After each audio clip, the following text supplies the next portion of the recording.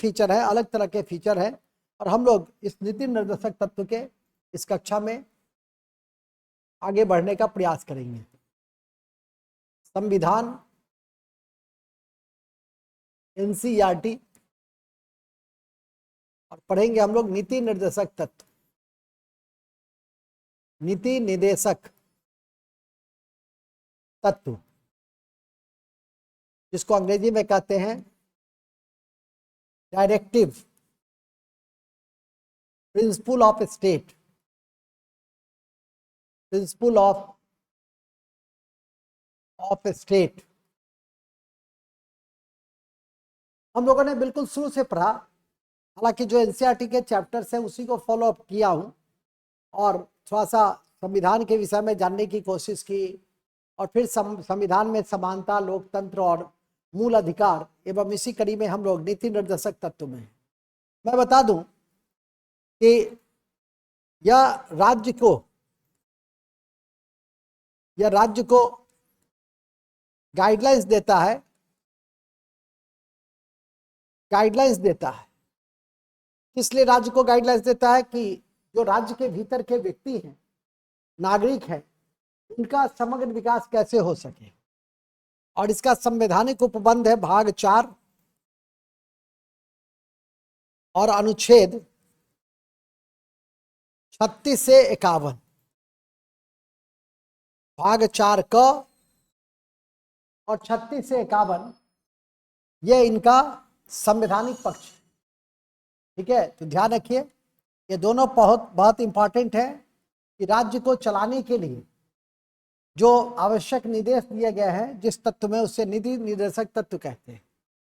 और भारतीय संविधान के भाग 4 और 36 से 51 के बीच इसकी चर्चा है। तो लिखेंगे इसको, ऐसे लिखिए, नीति निर्देशक तत्व राज्य को चलाने के लिए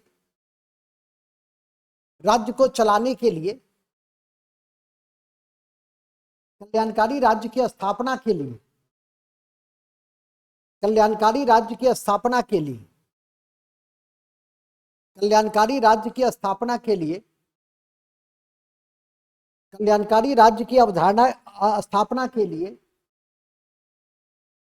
राज्य को जो निर्देश दिए जाते हैं संविधान के द्वारा, राज्य को जो निर्देश दिए जाते हैं संविधान के द्वारा, उसे नीति निर्देशक तत्व के नाम से जानते हैं। उसे नीति निर्देशक तत्व के नाम से जानते हैं, नीति निर्देशक तत्व के नाम से जानते हैं, जिसका उद्देश्य सामाजिक और आर्थिक लोकतंत्र की स्थापना करना है। इसका उद्देश्य क्या है? इसका उद्देश्य है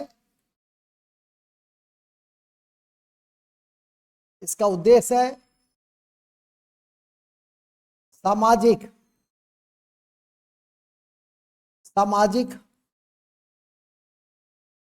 और आर्थिक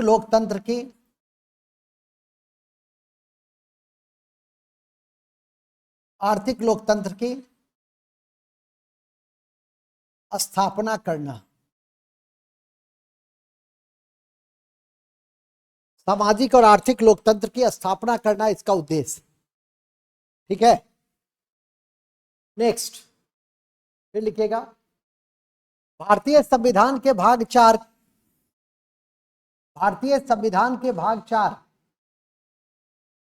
अनुच्छेद 36 से 51,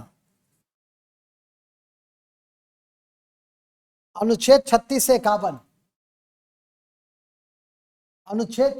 51 में इसका वर्णन है, और यह आयरलैंड से लिया गया है, और इसके सभी तत्व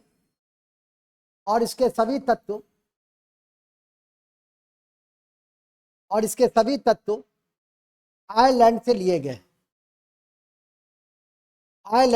गए, और इसके सभी तत्व आयरलैंड से लिए गए हैं। अति महत्वपूर्ण है कि यह न्यायालय के द्वारा लागू नहीं कराया जा सकता। अति महत्वपूर्ण है कि यह न्यायालय के द्वारा लागू नहीं कराया जा सकता है और इसकी प्रकृति सकारात्मक है। यह न्यायालय के द्वारा लागू नहीं कराया जा सकता है, न्यायालय के द्वारा लागू नहीं कराया जा सकता है, न्यायालय के द्वारा लागू नहीं कराया जा सकता है, न्यायालय के द्वारा लागू नहीं कराया जा सकता है, करवाया जा सकता है। न्यायालय के द्वारा लागू नहीं करवाया जा सकता है और इसकी प्रकृति सकारात्मक है। और इसकी प्रकृति सकारात्मक है। और इसकी प्रकृति सकारात्मक है। और इसकी प्रकृति सकारात्मक है। और इसकी प्रकृति सकारात्मक है। और इसकी प्रकृति सकारात्मक है। ठीक है, और इसकी प्रकृति सकारात्मक। एनसीईआरटी ने इतना ही लिखा। एनसीईआरटी ने नीति निर्देशक तत्व के संदर्भ में कुछ एग्जाम्पल देकर इतना ही लिखा है, लेकिन आपको इस पर कुछ ज्यादा बात जान लेनी चाहिए। ध्यान रखिए, जैसे फिर लिखेगा भारतीय संविधान के निम्नलिखित भारतीय संविधान के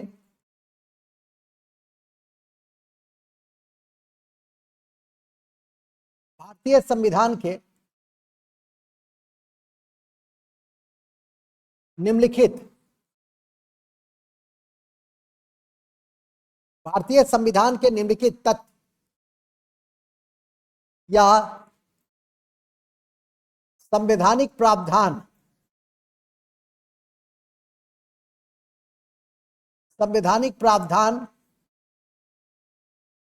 महत्वपूर्ण है।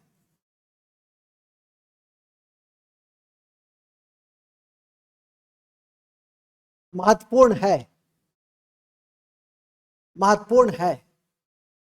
जैसे सबसे पहले है आर्टिकल 36, राज्य की परिभाषा। आर्टिकल 36 है, आर्टिकल 36 राज्य की परिभाषा।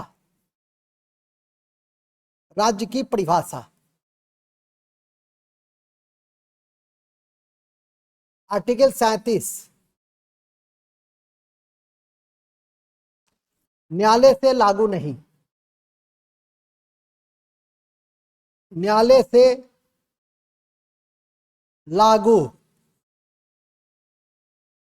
लागू नहीं। न्यायालय से लागू नहीं। न्यायालय से लागू नहीं। न्यायालय से लागू नहीं। आर्टिकल 38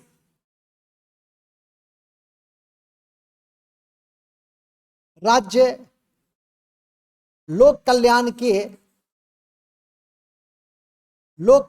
के लिए काम करेगा। राज्य आर्टिकल 38 राज्य लोक कल्याण के लिए काम करेगा। राज्य लोक कल्याण के लिए काम करेगा। अर्थात 38A में है, 38A में है सामाजिक, आर्थिक और राजनीतिक न्याय की स्थापना के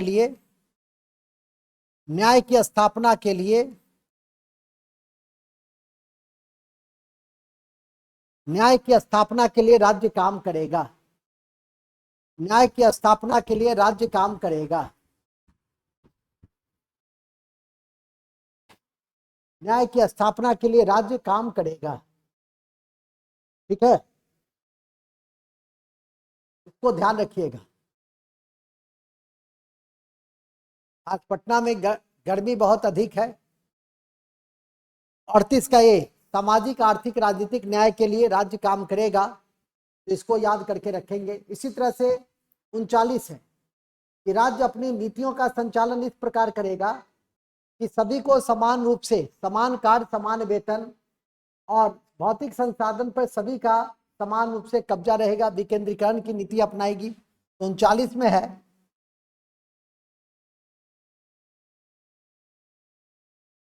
विकेंद्रीकरण। विकेंद्रीकरण किसका? संसाधनों का।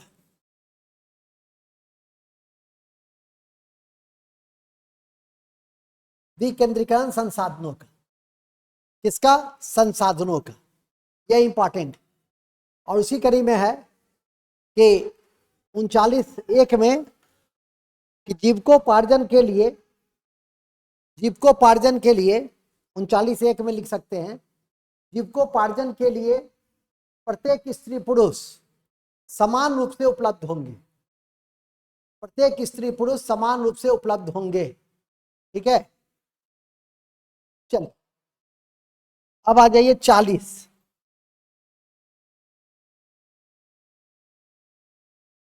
40 आर्टिकल 40 ग्राम पंचायत का गठन।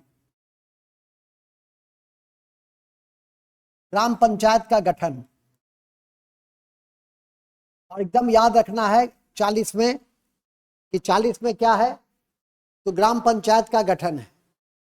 40 में क्या है, तो ग्राम पंचायत का गठन है, किसी भी स्थिति में नहीं छूटना चाहिए। ठीक है, नेक्स्ट है फिर उसी तरह से कि 41 में है कि कुछ विशेष परिस्थितियों में, जैसे आपका बुढ़ापा है और इन सब में, बीमारी है, बेकारी है, इन सब में सहायता का प्रावधान है। मतलब काम के अधिकार को इसमें सम्मिलित किया गया है। काम के अधिकार को इसमें सम्मिलित किया गया है, ये ध्यान रखेंगे। तो ऐसे लिख देंगे आर्टिकल 41। कमजोर वर्गों को सहायता।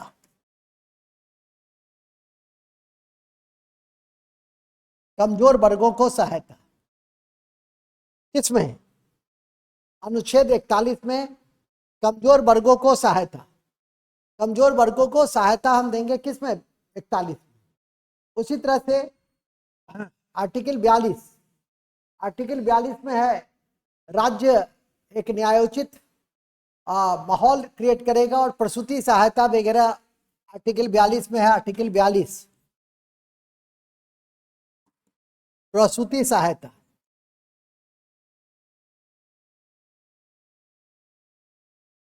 आर्टिकल 42 प्रसूति सहायता है। फिर आप याद रखिएगा आर्टिकल 43, आर्टिकल 44 और आर्टिकल 45। ये 3 आर्टिकल्स आपके लिए बहुत मायने रखता है, विशेषकर आर्टिकल 44।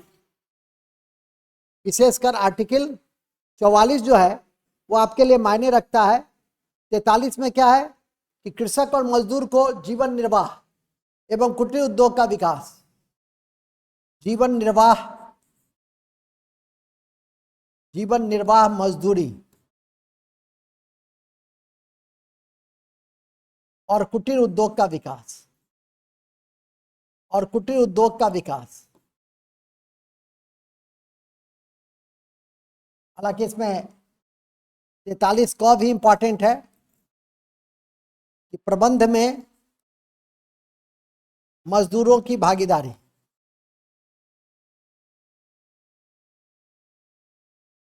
मजदूरों की भागीदारी।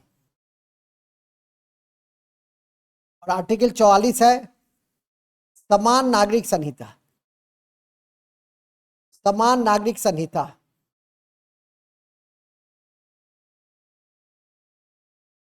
ये सबसे इंपॉर्टेंट, समान नागरिक संहिता सबसे महत्वपूर्ण है। आजादी मिलने के बाद गोवा में सबसे पहले लागू हुई थी जब हमने गोवा का अधिग्रहण किया था। और याद करवा दें कि गोवा के अधिग्रहण के बाद, आजादी के बाद किसी राज्य सरकार के विधानसभा ने पहली बार जो प्रस्ताव पारित किया रंजना देसाई की अध्यक्षता में, वो उत्तराखंड था, जिसको हम लोग करंट में पढ़ने का प्रयास करते हैं कि उत्तराखंड में हाल ही में समान नागरिक संहिता जैसे प्रपोजल्स को पारित किए गए।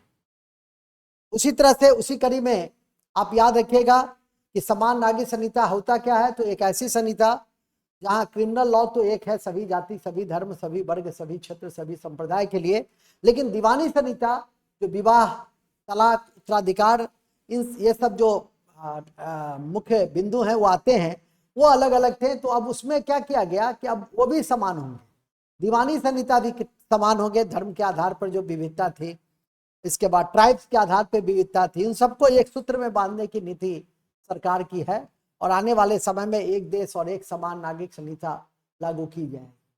इसी तरह से जब आर्टिकल 44 पढ़ लेते हैं तो आर्टिकल 45 भी देखना होता है कि बच्चों की शिक्षा व्यवस्था है जो ऑलरेडी फंडामेंटल राइट्स में परिणत कर गए हैं। बच्चों की शिक्षा व्यवस्था का जिक्र है।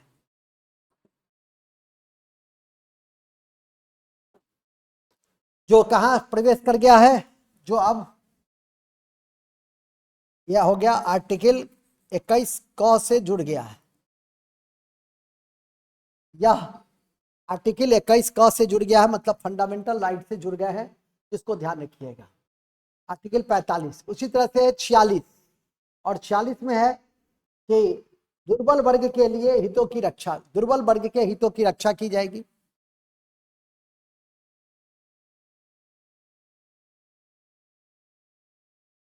दुर्बल वर्ग के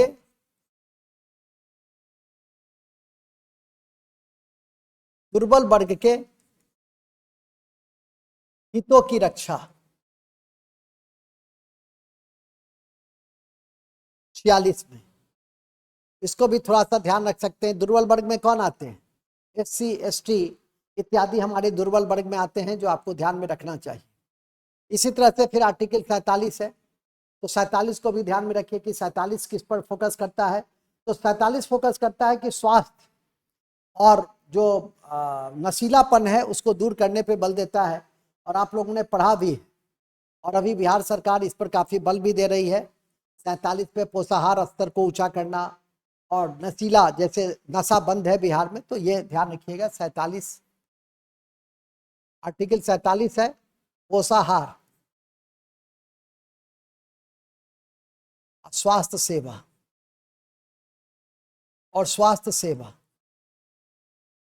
और इसी के तहत ICDS प्रोग्राम भी भारत में चल रहे हैं। आंगनवाड़ी केंद्र जिसको कहते हैं, आंगनवाड़ी केंद्र जिसे कहते हैं, 1975 ईस्वी से यह संचालित और विश्व की सबसे बड़ी पोषाहार कार्यक्रम है। अब डिफरेंट डायमेंशन में इसको आप देख सकते हैं, जो आपको जानना और समझना है। उसी तरह से आपका 48 है गोवध और कृषि पशुपालन का आधुनिकीकरण है। आर्टिकल 48 है गोवध प्लस कृषि एवं पशुपालन का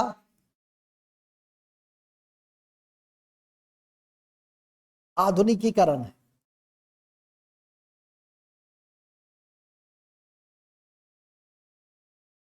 कृषि एवं पशुपालन का आधुनिकीकरण है किसमें? 48 में। किसमें? 48 में। यह ध्यान करके रखिएगा। 48 के तहत कृषि एवं पशुपालन का आधुनिकीकरण है और इसी 48 के तहत 48 क में पर्यावरण का संरक्षण का भी उल्लेख है। 48 क में पर्यावरण के संरक्षण, पर्यावरण के संरक्षण की भी अवधारणा है। पर्यावरण के संरक्षण की भी अवधारणा है जिसे आपको ध्यान में रखना है, तो ये काफी महत्वपूर्ण है। 49, अब 2 आर्टिकल आपके लिए इंपॉर्टेंट है। 49, एक है राष्ट्रीय महत्व के ऐतिहासिक स्थलों का संरक्षण, एक है 50 जिसमें हम लोग मुख्य रूप से न्यायपालिका को कार्यपालिका से अलग करने की प्रक्रिया अपनाते हैं। तो ये 49 और 50 आर्टिकल 49 राष्ट्रीय महत्व के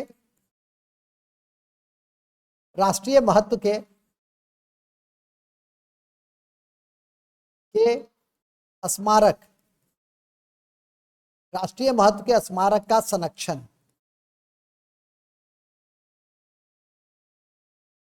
राष्ट्रीय महत्व के स्मारक का संरक्षण। और आर्टिकल 50, आर्टिकल 50 में है कार्यपालिका को न्यायपालिका से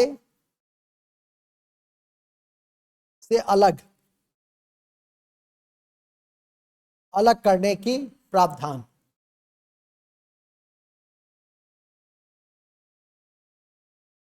तो ये 49 और 50 भी ध्यान रख सकते हैं। राष्ट्रीय स्मारक का संरक्षण, जो विरासत में हमें विभिन्न भवन प्राप्त हुई है, उसका कैसे संरक्षण करें और फिर नए हम स्मारक को इवॉल्व करें। ठीक है। 50 में हमारा है कि कार्यपालिका को न्यायपालिका से अलग करना। इस कड़ी में कर्नाटक एक ऐसा राज्य है जो सबसे पहले इसको अलग किया था। बिहार में अभी तक कार्यपालिका न्यायपालिका से अलग नहीं हो सकी है और अभी भी डीएम के पास बहुत सारे न्यायिक शक्ति प्राप्त है। और आर्टिकल 51 लास्ट है। आर्टिकल 51 ये विदेश नीति का जिक्र करता है। पड़ोसी के साथ मित्रतापूर्ण संबंध पर बल देता है। विदेश नीति में हमारा है वसुदेव कुटुंबकम। अंतर्राष्ट्रीय शांति और सहयोग को बढ़ावा देने के लिए हम लोग वसुदेव कुटुंबकम की नीति को अपनाते हैं, पंचशील के नीति को अपनाते हैं, गुट निरपेक्षता पे बल देते हैं। ये सब हमारे भारतीय विदेश नीति का आधारभूत बिंदु है जो याद रखना है। लास्ट, इस तरह से आपके ये नीति निर्देशक तत्व समाप्त हो गए। कुछ ऐसे प्रावधान हैं जो नीति निर्देशक तत्व के तरह ही है, मतलब संविधान के अन्य भागों में, लेकिन नीति निर्देशक तत्व है। तो लिखेंगे कुछ ऐसे प्रावधान हैं, कुछ ऐसे प्रावधान हैं, कुछ ऐसे प्रावधान हैं जो संविधान के अन्य भागों में, संविधान के अन्य भागों में डीपीएसपी ही जैसे ये काम देगा। जब आप थोड़ा सा बड़े स्तर पे पढ़ाई करेंगे तब वहां पे आपको इस तरह के जो आर्टिकल्स हैं वो काम देंगे, विशेषकर 350, 351, 335। तो लिखिएगा 350। सबसे पहले आर्टिकल 350,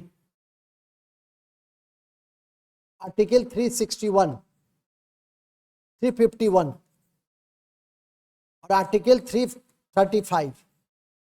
ये 3 आर्टिकल ऐसे हैं कि संविधान के अन्य भागों में है लेकिन नीति निर्देशक तत्व राज्य को गाइडलाइंस दिए गए हैं।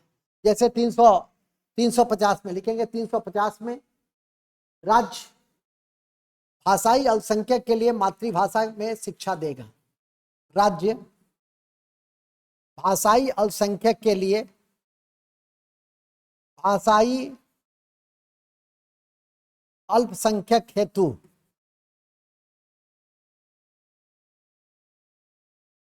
मातृभाषा में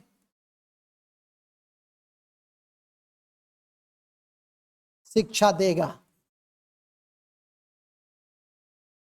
ठीक है, तो इसे याद करके रखिएगा, ये बहुत इंपॉर्टेंट है। 50 में क्या है? आर्टिकल 50 में है कि भाषाई अल्पसंख्यक के लिए मातृभाषा में हम शिक्षा देंगे। 51, संघ का यह कर्तव्य है कि हिंदी भाषा में प्रसार को बढ़ावा दिया जाएगा। 351 में क्या है? हिंदी पे बल, हिंदी के प्रचार प्रसार पे बल। प्रसार प्रसार पे बल है, हिंदी के प्रचार प्रसार पे बल है, ध्यान रखिएगा। और 335 में है कि प्रशासन की दक्षता को ध्यान में रखते हुए नियुक्ति करने में थोड़ा सा जो एसटी है उसकी नियुक्ति करेंगे। तो यहाँ पर प्रशासन की दक्षता बनाते हुए, प्रशासन की दक्षता बनाए रखते हुए एसटी की नियुक्ति,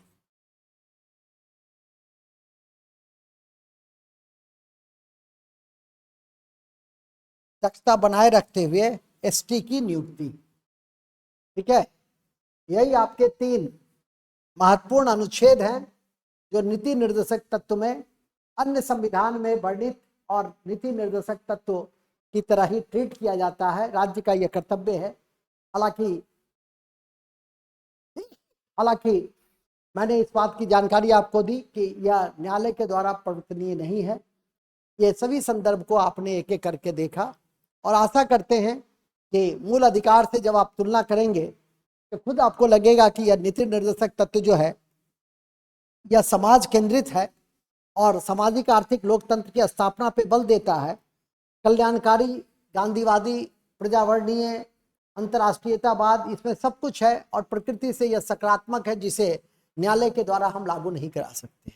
इतने सारे कॉन्टेक्स्ट और कंटेंट को आपको नीति निर्देशक तत्व में याद करके रखेंगे तो बहुत अच्छा होगा। कौन सी आर्टिकल सबसे पहले याद रहनी चाहिए? तो आर्टिकल 40,